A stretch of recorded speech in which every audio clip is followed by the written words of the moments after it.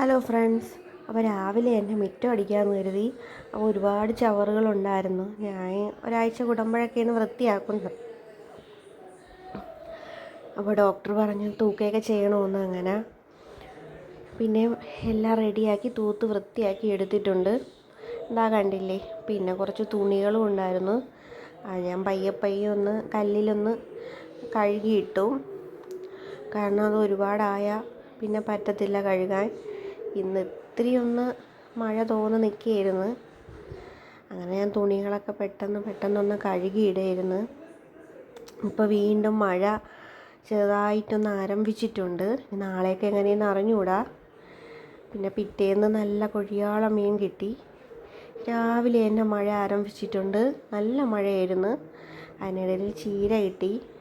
ചുമന്ന ചീരയാണ് കിട്ടിയത്. ഞാൻ അതൊന്ന് പെട്ടെന്നൊന്ന് അരിഞ്ഞെടുക്കുകയായിരുന്നു.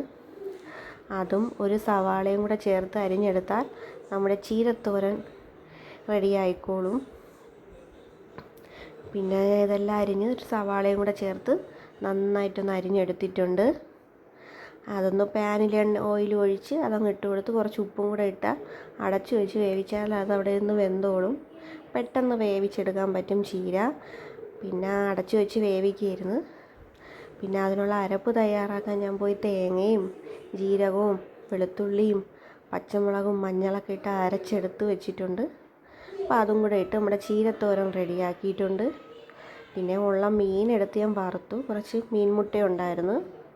പിന്നെ സലാഡും തയ്യാറാക്കി, ഒരു അവിയലും കൂടെ തയ്യാറാക്കിയിട്ടുണ്ട്. അപ്പോഴും മഴ നല്ല തകൃതിയായിട്ട് പെയ്യുന്നുണ്ട്. നല്ല മഴയാണ് ഇവിടെ തിരുവനന്തപുരത്ത്.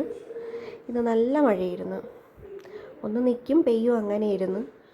പിന്നെ പൊടികളൊക്കെ ഇട്ട് നന്നായിട്ടൊന്ന് ഇളക്കി കൊടുക്കുകയാണ്. എന്നിട്ട് തേങ്ങ അരച്ചതും കൂടെ ഇട്ട് കൊടുത്ത് കുറച്ച് വെള്ളവും ഉപ്പും പുളിയും എല്ലാം ഇട്ട് കൊടുത്തിട്ടുണ്ട്. മീൻ ഇവിടെ എടുത്ത് വെച്ചിട്ടുണ്ട്.